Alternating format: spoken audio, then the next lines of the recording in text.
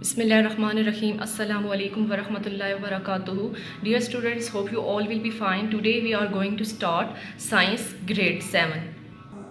Students, in our previous lecture we have learnt about the human digestive system. So today our lecture topic is common digestive problem. अब हम आज के topic में क्या पढ़ेंगे? Digestive problems के बारे में. Some common digestive problems are given below. First one is indigestion. So what happen in the indigestion? When food is not chewed properly and is swallowed too quickly, it's remain undigested. This is called indigestion of food. So students, अगर हम खुराक को properly चबाते नहीं हैं और उसको बहुत जल्दी से निकलने की कोशिश करते हैं तो उस सूरत में फूड जो है वो अनडाइजेस्टेड रह जाती है, मीन प्रॉपरली च्यू नहीं होती. और इस प्रोसेस को हम क्या कहते हैं? Indigestion of food. The stomach release large amount of gastric juice to digest it. Sometimes the acid move to the esophagus and cause a burning sensation called heartburn. So इस सूरत हाल में क्या होता है, जब हम फूड को प्रॉपरली च्यू नहीं करते और फ़ौरन से निगलने की कोशिश करते हैं तो जो हमारा स्टमक है वो गैस्ट्रिक जूस को ज़्यादा मकदार में प्रोड्यूस करेगा. अब ये जो एसिड है ये फ़ौरन से एसोफेगस में मूव करेगा और जिसकी वजह से हमारा जो एसोफेगस है वो जलने शुरू हो जाएगा और इस जलन को हम क्या कहेंगे? Heart burn. Indigestion can be cured by neutralising the effect of acid using medicine. अब हम इंडाइजेशन से कैसे जान छुड़ा सकते हैं? इंडाइजेशन से क्योर कैसे कर सकते हैं? जब हम क्या करेंगे? प्रॉपर मेडिसिन यूज़ करेंगे. And second digestive problem is ulcer. When a large amount of gastric juice is released in the stomach, the digestive enzymes start to break down wall of the stomach and intestine. This result in a sore which is called ulcer. So students, ulcer क्या है? जब हमने food को properly chew नहीं किया था तो उसकी वजह से क्या हुआ था कि स्टमक ने लार्ज अमाउंट में गैस्ट्रिक जूस प्रोड्यूस किया था और ये जो गैस्ट्रिक जूस था ये एसोफेगस में मूव कर गया था. अब ये क्या करेगा? अब ये जो जूस जो एसोफेगस में आ गया, अब ये क्या करेगा? स्टमक और इंटेस्टाइन की वॉल को तोड़ना स्टार्ट कर देगा और इस केस में क्या होगा? हमारे मैदे में जख्म बन जाएगा और उस जख्म को हम क्या बोलते हैं? Ulcer. It can be cured by avoiding spicy food, carbonated drinks and T and taking medicine. Okay, अब अल्सर से हम कैसे क्योर कर सकते हैं? जब हम स्पाइसी मीन नमकीन मिर्चों वाले जो खाने हैं उनको खाना छोड़ देंगे, ड्रिंक्स जितनी भी कोल्ड ड्रिंक्स है उनसे अवॉइड करेंगे, चाय से, और इसके अलावा मेडिसिन लेंगे. Third one is diarrhoea. What is a diarrhoea? Diarrhoea क्या है? दस्त यानी मोशन है. It is one of the most common disease of the digestive system. It is caused by bacteria or viruses present in contaminated food or water. In this condition, water and salts are not absorbed by the large intestine due to infection. As a result, the body excretes watery feces. This condition of diarrhea can be prevented by keeping yourself and your surrounding clean, drinking boiled or filtered water, and eating properly cooked food. So students, diarrhoea क्या है? Motion है. अब ये क्या है? Digestive system की एक common बीमारी है और ये किस वजह से होती है? ज़्यादातर बैक्टीरिया और वायरसेस की वजह से होती है. बैक्टीरिया और वायरसेस कहाँ होते हैं? जो हमारे फूड में और जो पानी हम पी रहे होते हैं उसमें पाए जाते हैं. अगर हमने कोई ऐसी फूड ली है जो कि कॉन्टामिनेटेड है बैक्टीरिया और वायरसेस से तो हम किसका शिकार हो सकते हैं? डायरिया का शिकार हो सकते हैं. इस कंडीशन में क्या होता है? इस कंडीशन में ये होता है कि वाटर और जो सॉल्ट है लार्ज इंटेस्टाइन उस इन्फेक्शन की वजह से उसको एब्जॉर्ब यानी जज्ब नहीं करती, तो जिसकी वजह से बॉडी में जो बॉडी क्या करती है? वाटरी फीसिस को एक्सक्रीट करती है. अच्छा, इस कंडीशन को प्रिवेंट करने के लिए अब हमें क्या करना है? हमने अपने आप को साफ़ रखना है, अपने सराउंडिंग अपने माहौल को साफ़ रखना है, इसके अलावा बॉयल पानी पीना है और इसके अलावा फूड जो है वो प्रॉपरली खानी है और बैलेंस डाइट हमने लेनी है. Passing constipation. कॉन्स्टिपेशन क्या है? कब्ज़ है. If absorption of water occur excessively in the large intestine, it lead to hardening of the feces. This condition is called constipation. So students, constipation क्या है? constipation कब्ज़ है. अगर हमारी जो large intestine है अगर वो पानी को और salt को जो है वो ज़्यादा मकदार में जज्ब कर लेती है तो उसकी वजह से जो feces हैं वो क्या हो जाते हैं? हार्ड हो जाते हैं और इस कंडीशन को हम क्या कहते हैं? constipation कहते हैं. In this condition, passing feces out of your body become difficult. It is caused by lack of intake of water or fibrous food. अब इस कंडीशन में क्या होता है? कॉन्स्टिपेशन की कंडीशन में क्या होता है कि पर्सन जो है वो तकलीफ़ यानी पेन को सफ़र करता है. किस वजह से? क्योंकि जो फीसेस हैं वो ईज़िली पास आउट नहीं होते बॉडी से. और ये किस वजह से होती है? जब हम पानी बहुत कम मिकदार में पीते हैं और इसके अलावा फाइब्रस फूड नहीं लेते. It can be prevented by taking large amount of fluid, eating healthy and fibrous food and doing exercise daily. Okay, constipation से प्रिवेंट करने के लिए हमें क्या करना चाहिए? ज़्यादा से ज़्यादा पानी पीना चाहिए, हेल्दी खुराक खानी चाहिए, फाइब्रस फूड और इसके अलावा हमें रोज़ाना एक्सरसाइज करनी चाहिए. Food is broken down into smaller components during the process of digestion. अब फूड जो है वो डाइजेशन के प्रोसेस में छोटे छोटे कंपोनेंट्स में तोड़ दी जाती है। But where does this energy come from, लेकिन ये एनर्जी कहाँ से आती है? It comes from a chemical reaction called respiration. तो ये जो एनर्जी है ये हमें किस प्रोसीजर से मिलती है? रेस्पायरेशन से। सो स्टूडेंट्स, ये एनर्जी हमें कहाँ से मिलती है? ये एनर्जी हमें एक केमिकल रिएक्शन से मिलती है और उस केमिकल रिएक्शन को हम क्या कहते हैं? Respiration. Respiration, it is a biochemical process in which food molecule glucose is broken down in the presence of oxygen and energy is released from it. This process is called aerobic respiration. As a result of this reaction, carbon dioxide and water are produced as byproduct. Student, अब respiration क्या है? ये एक biochemical process है जिसमें जो food के molecule हैं वो टूट जाते हैं, ब्रोकन डाउन हो जाते हैं। किसकी प्रेजेंस में? ऑक्सीजन की प्रेजेंस में। अब चूंकि ये प्रोसेस जो है ये ऑक्सीजन की प्रेजेंस में हो रहा है, इसलिए हम इस प्रोसेस को क्या कहते हैं? एरोबिक रेस्पायरेशन कहते हैं। और इस प्रोसेस के जो बाय प्रोडक्ट हैं वो क्या हैं? Water and carbon dioxide. Mean इस रिएक्शन के नतीजे में जो हमें प्रोडक्ट मिलते हैं वो है carbon dioxide plus water. Here is the reaction of respiration. Glucose plus oxygen gives us carbon dioxide plus water plus energy. Sometimes food is not broken in the presence of oxygen. It is converted into lactic acid, which is later converted into carbon dioxide and water. Respiration in the absence of oxygen is called anaerobic respiration. It occurs in only a few organisms. In human, when cell cannot get oxygen fast enough, especially during exercise or any hard activity, they produce energy through anaerobic respiration. Okay student, some time क्या होता है कि food जो है वो oxygen की presence में broke down नहीं होती, तब जो फूड है वो किस में कन्वर्ट हो जाती है? लैक्टिक एसिड से। और ये जो लैक्टिक एसिड है बाद में कार्बन डाइऑक्साइड और वाटर में कन्वर्ट हो जाता है। वो रेस्पायरेशन जिसमें ऑक्सीजन के रेस्पायरेशन अगर ऑक्सीजन के बगैर होगी तो उसको हम क्या कहते हैं? Anaerobic respiration. So in this reaction glucose gives us lactic acid plus energy. So students, human body में जो एरोबिक रेस्पिरेशन है वो कौन कौन से प्रोसेस में इन्वॉल्व होती है? Intake of oxygen, mean oxygen लेते हैं, रिलीज ऑफ एनर्जी, फिर एनर्जी को रिलीज कर देते हैं, release of carbon dioxide and water. हमने कहा था एरोबिक रेस्पिरेशन में हमारे पास जो बाय प्रोडक्ट होंगे वो क्या होंगे? Carbon dioxide and water. So यहाँ पर हमने क्या कहा कि ये release of carbon dioxide and water. The human body require oxygen for the process of respiration. Human body जो है रेस्पिरेशन के प्रोसेस के लिए उसको ऑक्सीजन की रिक्वायरमेंट होती है। What do you think how oxygen is supply to the body? तो आप क्या सोचते हैं कि ऑक्सीजन जो है बॉडी को कैसे सप्लाई होती है? It is supply continuously through the process of breathing.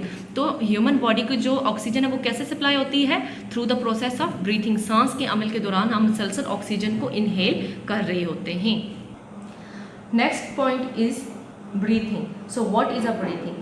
Taking in oxygen through the nose or mouth and taking out carbon dioxide is called breathing. So students, breathing क्या है? जब हम नाक और मुंह के जरिए ऑक्सीजन को इनहेल करते हैं और कार्बन डाइऑक्साइड को एक्सहेल करते हैं, तो ये क्या है? ब्रीथिंग है। स्टूडेंट्स, एक बात याद रखें कि हम हमेशा ऑक्सीजन को इनहेल करते हैं। हम क्या करते हैं? हमेशा ऑक्सीजन को इनहेल करते हैं और कार्बन डाइऑक्साइड को एक्सहेल करते हैं। इनहेल मीन अंदर लेकर जाना और एक्सहेल मीन बाहर निकालना।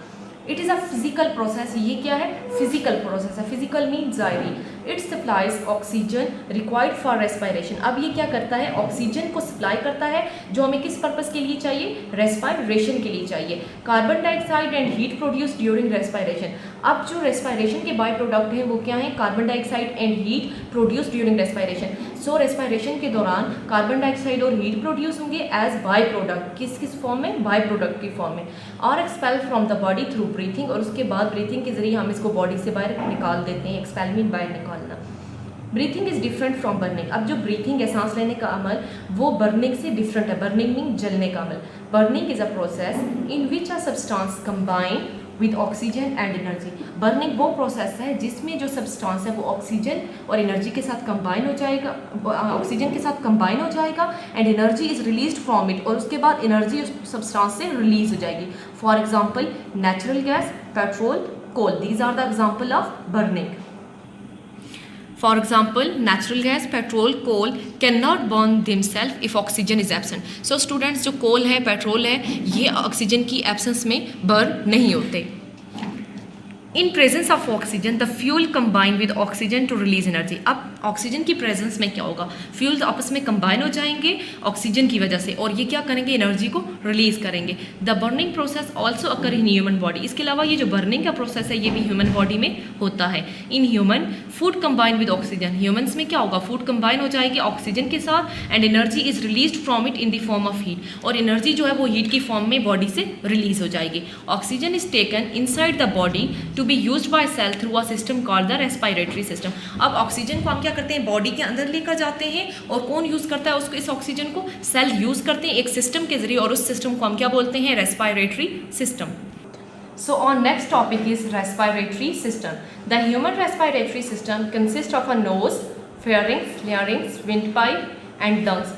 Let's study how oxygen is taken to the body cell and how carbon dioxide is removed from it. Respiratory system में हमारा जो फर्स्ट स्टेप है वो क्या है, nasal cavity. So students, what is a nasal cavity? Nasal cavity is a large air filled space above and behind the in the middle of the face.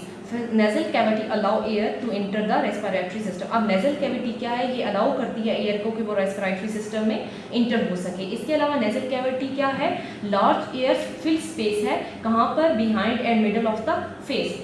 Second one is nostril. So students, what are the nostril? Nostrils क्या हैं, ये नाक के दो नथने हैं जो कि, अब क्या होता है नॉस्ट्रिल्स में, air enter the nose through opening called nostril. अब जो एयर है वो नोज में कहाँ से इंटर होती है, नॉस्ट्रिल के जरिए होती है, और ये नॉस्ट्रिल क्या है, नोज की ओपनिंग है। Hair and mucus are present inside the nose and trap dust particle. अब हेयर और म्यूकस जो है वो हमारी नोज के अंदर पाया जाता है। अब हवा से जो भी डस्ट आता है, ये जो भी डस्ट पार्टिकल आते हैं, म्यूकस उसको क्या करता है, ट्रैप कर देता है। From nose air move to the pharynx. अब नोज से जो एयर है वो किस में मूव करेगी, फेयरिंग्स में मूव करेगी। So students, what is a pharynx? It is a muscular passage for both food and air. Pharynx क्या है, एक मैस्क्यूलर पैसेज है खुराक और हवा दोनों के लिए। Now air enter the pharynx through internal opening. अब जो एयर है वो किस में इंटर हो जाएगी, फेयरिंग्स में चली जाएगी थ्रू इंटरनल ओपनिंग, फेयरिंग्स की इंटरनल ओपनिंग के जरिए। Pharynx is also covered with mucus, और फेयरिंग्स में भी क्या होता है, म्यूकस होता है। Now air enter into the larynx, और इसके बाद फेयरिंग्स के बाद जो हवा है वो किस में इंटर हो जाएगी, लेयरिंग्स में इंटर हो जाएगी। So what is a लेयरिंग्स? It is a cartilaginous structure present at the upper end of the trachea. सो लेयरिंग्स क्या है, हमारे पास एक नरम हड्डी है जो कि ट्रेकिया से ऊपर पाई जाती है। Opening of लेयरिंग्स is called glottis. तो लेयरिंग्स की जो ओपनिंग है उसको हम क्या बोलते हैं, ग्लोटिस बोलते हैं। This is the opening of larynx and it is called glottis. A flat muscular structure called epiglottis, it closes trachea when we swallow food. Okay, this is a so what are the epiglottis? Epiglottis क्या है, एक मैस्क्यूलर structure है जो कि glottis के ऊपर पाई जाती हैं।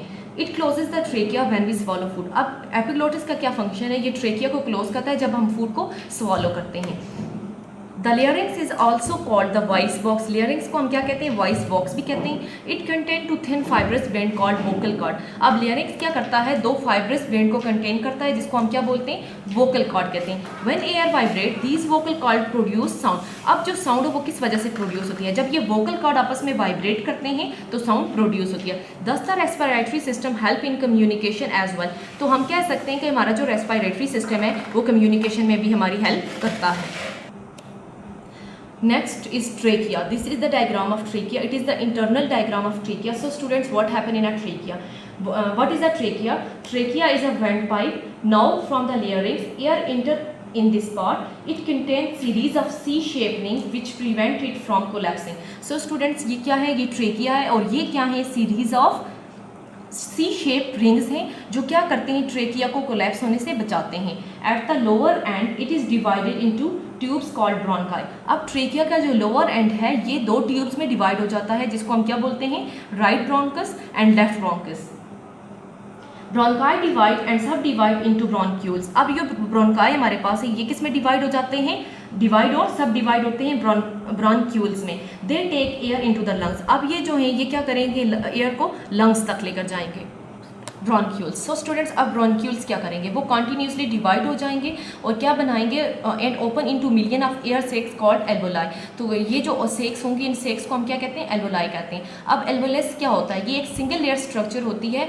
It contain a rich network of blood capillaries. तो ये क्या कंटेन करती है, रिच नेटवर्क कंटेन करती है ब्लड कैपिलरीज का। It is a place where gases exchange occur. और ये वो प्लेस है जहाँ पर क्या होगा, गैसेस का तबादला होगा। और last point is lungs. This is lungs are spongy sac present in the chest cavity. lungs क्या होते हैं, spongy sacs होते हैं जो chest की cavity में पाए जाते हैं। in human the left lungs is slightly smaller than the right lungs to accommodate the heart in the cavity. They are covered with a thin membrane. In exchange of gases take place in the lungs. So students, lungs क्या होते हैं, lungs spongy sacs होते हैं जो कि हमारी chest cavity में पाए जाते हैं। इन ह्यूमन का जो लेफ्ट लंग होता है वो थोड़ा साइज़ में छोटा होता है। अब जो लेफ्ट लंग है वो लंग्स हैं वो राइट की निस्बत छोटा क्यों होता है, क्योंकि हमारी लेफ्ट साइड पर हार्ट होता है, तो इस वजह से लेफ्ट जो लंग है वो साइज़ में थोड़ा छोटा होगा। इसके अलावा ये जो लंग्स है ये एक थिन मेम्ब्रेन से कवर्ड होते हैं और जो गैसेस की एक्सचेंज है वो लंग्स में होती है। गैसेस का जो तबादला है वो किस में होता है, लंग्स में होता है। Do you know more saliva is produced in the mouth during a vomit? It protects teeth from acid that comes from the stomach. So students, vomit mean उल्टी के दौरान बहुत ज़्यादा स्लाइवा प्रोड्यूस होता है। अब स्लाइवा क्या है, थूक है। It protects teeth from acid. तो ये जो स्लाइवा है ये किसको प्रोटेक्ट करता है, हमारे टीथ को, किससे, एसिड से। That comes from the stomach, जो कि स्टमक से आता है। So students, it's your homework. You have to draw and label the diagram of human respiratory system.